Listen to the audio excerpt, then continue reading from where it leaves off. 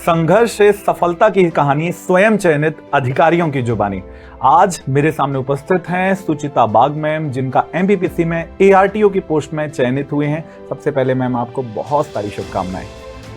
आप बालाघाट से आती हैं जो लिंगानुपात में बहुत आगे है, कैसा फील कर रही हैं आप? सर मैं बहुत प्रसन्न हूँ इस बात को लेकर कि बालाघाट में से अभी देखें तो मुझे अब तक जितनी जानकारी मिली है 21 छात्रों का चयन हुआ है और उसमें से एक मैं भी हूँ।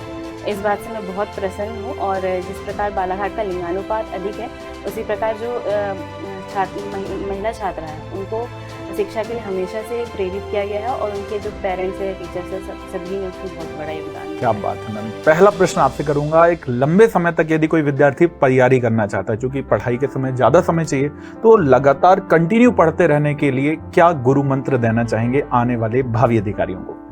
सर मुझे ऐसा लगता है कि अगर आप अपनी पढ़ाई एक बर्डन की तरह लेंगे तो वो पढ़ नहीं पाएंगे। मुझे ऐसा लगता है कि पढ़ाई को एंजॉय करना चाहिए। यदि आप 2 घंटे रेगुलर पढ़ रहे हैं तो अगर आप थोड़ी देर भी हंसी मजाक भी करते हैं तो मुझे लगता है कि कंसिस्टेंट रहने में बहुत इजी होता है और पढ़ने में बहुत अच्छा लगता है, बर्डन महसूस नहीं होता और आप डिमोटिवेट नहीं होते हो। आप जेएनवी से पढ़ी हुई हैं, जेएनवी ने आपके सिलेक्शन में आपको क्या लगता है कहाँ भूमिका निभाई?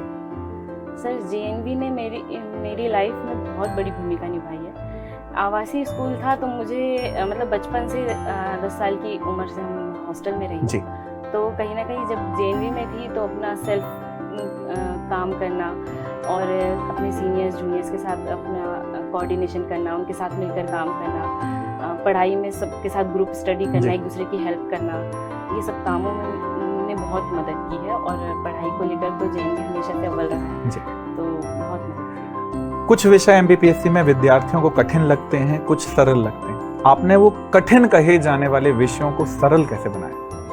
सर जैसे कि प्रीलिम्स का देखें तो मुझे जो आईटी वाली यूनिट है वो थोड़ी कम याद होती है जी। पर मैंने उसे बार बार रेगुलर अभ्यास किया, उसके क्वेश्चंस में जितने लगा सकती थी मैंने ज़्यादा से ज़्यादा क्वेश्चंस लगाने पर ध्यान दिया, क्योंकि मैंने देखा कि जितने आप क्वेश्चंस लगाते हैं वो रिपीट होते हैं और कहीं ना कहीं अब आपको याद होने में ज़्यादा इजी पड़ते हैं। और सर मेंस में देखें तो मेरी मैथ्स बैकग्राउंड से नहीं हूँ तो मुझे मैथ्स में थोड़ी दिक्कत होती थी, बट मैंने उसका भी प्रयास किया। लेकिन जब मुझे लगा कि शायद मैं मैथ्स में वो नहीं होंगी तो मैंने अपनी 9 यूनिट इतनी अच्छी की कि मेरे मैथ्स में अगर थोड़े नंबर भी जाते हैं तो नंबर मैं क्वालिफाई कर पाऊँ। मैंने अपने एवरेज रखा और गुड को वेरी गुड करके उसे वहां पर बैलेंस कर लिया। जी सर। चलिए बहुत अच्छी बात है। आपका ये दूसरा प्रयास था मुख्य परीक्षा के बाद सिलेक्शन होने का। जब पहले प्रयास में आपका नहीं हुआ तो फिर आपको आपने उन विद्यार्थियों के लिए बताइए जो पहली बार अटेम्प्ट देते हैं और किसी कारण से उनका नहीं हुआ, तो आपने वहां अपने आप को ओवरकम कैसे किया था? सर जब 2021 में रिजल्ट आया था जी, तब मुझे बहुत बुरा लगा था क्योंकि 2021 में मेरा पहला प्रीलिम्स निकला था और मेंस मेरे लिए बहुत एक्साइटिंग था कि मेंस लिखना है और मैंने बहुत मेहनत की थी। बहुत ज़्यादा लिख के पढ़ना, नोट्स बनाना, ये सब चीज़ें बहुत मेहनत की और जब नहीं हुआ तो मुझे बहुत दुख हुआ था, मैं काफ़ी रोई भी। पर फिर मेरे पेरेंट्स ने बोला कि बेटा आपको पेशेंस तो रखना पड़ेगा, अगर आपने पीएससी चुना है, आपको अधिकारी बनना है तो पेशेंस सबसे बड़ी चीज़ है। तो मेरे पेरेंट्स का बहुत बड़ा योगदान है। मेरी बुआ है जो शिक्षक है, उन्होंने हमेशा से शिक्षा के लिए वो किया है, तो उनका तो अभी भी ऐसा रहता है कि आगे आप तैयारी करते रहो, हमेशा कुछ ना कुछ सीखते रहना चाहिए। तो उनका योगदान है, मेरे दोस्तों का योगदान है। दोस्तों ने बहुत मोटिवेट किया सर, हमेशा उन्होंने कहा कि आप इसीलिए बनी हो तो आप तैयारी करते रहो।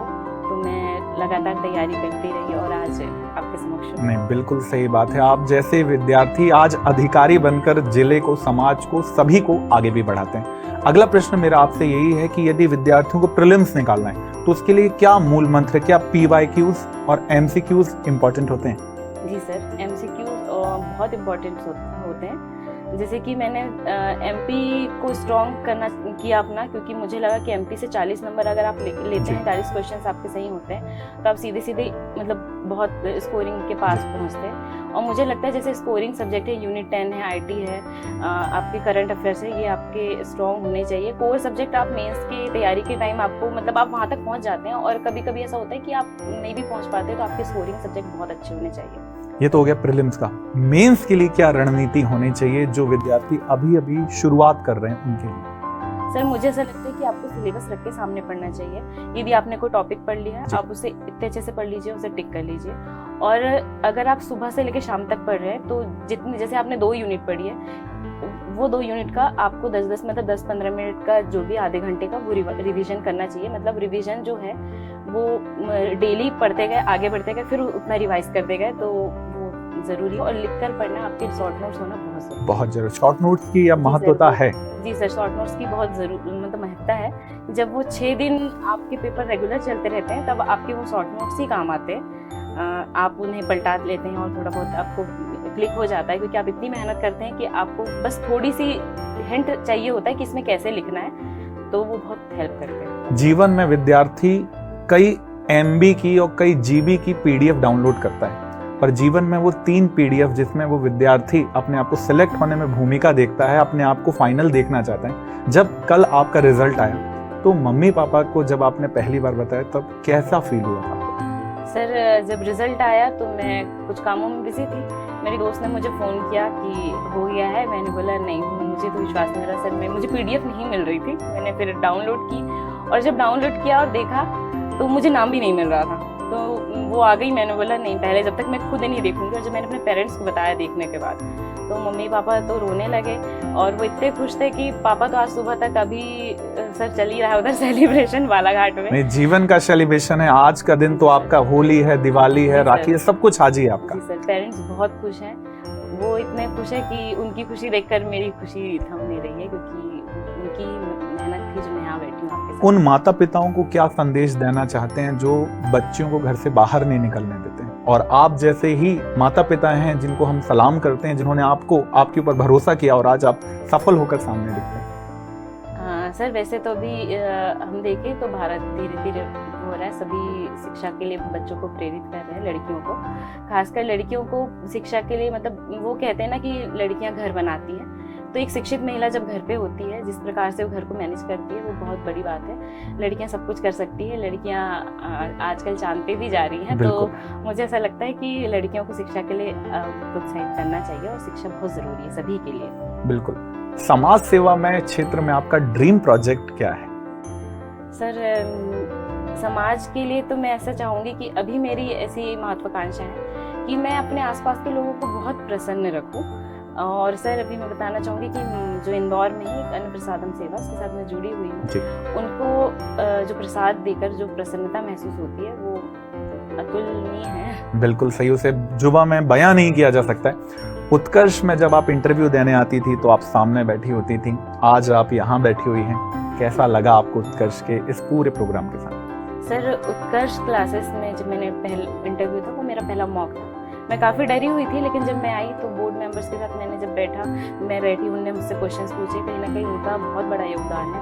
मुझसे पूछे गए सवालों के मैंने जवाब दिए, और मुझे मेरी कमियां, मेरी खूबियां उन्होंने दोनों बताई। मुझ में जो भी कमी थी मैंने उन्हें दूर किया, और आज आपके समक्ष हूं। क्या बात है। किस बोर्ड में आप गए थे इंटरव्यू में? मेरा जो है गोष्ठी सर का बोर्ड था, और मुझे बहुत अच्छा लगा उनसे मिलकर। बहुत अच्छी बात है। कोई ऐसा प्रश्न जहाँ फंसे हों और फिर आपने ओवरकम किया हो वहाँ? सर उन्होंने मुझसे भ्रष्टाचार को लेकर क्वेश्चन पूछा था, तो मुझे लगा था कि मैं फंस जाऊंगी, पर मैं अपने जवाब पे थोड़ी रही कि उन्होंने मुझसे पूछा कि भ्रष्टाचार जो है वो से उन्नति कैसे होती है, तो मैंने सिर्फ एक ही जवाब दिया कि सर भ्रष्टाचार किसी भी रूप में अनुचित ही होता है, और ये गलत भी है। इससे देश के विकास को ही नुकसान होता है, और जो जन कल्याणकारी कार्य है उसमें कमी आती है। तो क्या बात है। बिल्कुल, यहाँ पर मेरे साथ सुचिता बाग मैम थी। आपने सुना संघर्ष से सफलता की कहानी स्वयं चयनित अधिकारियों की जुबानी।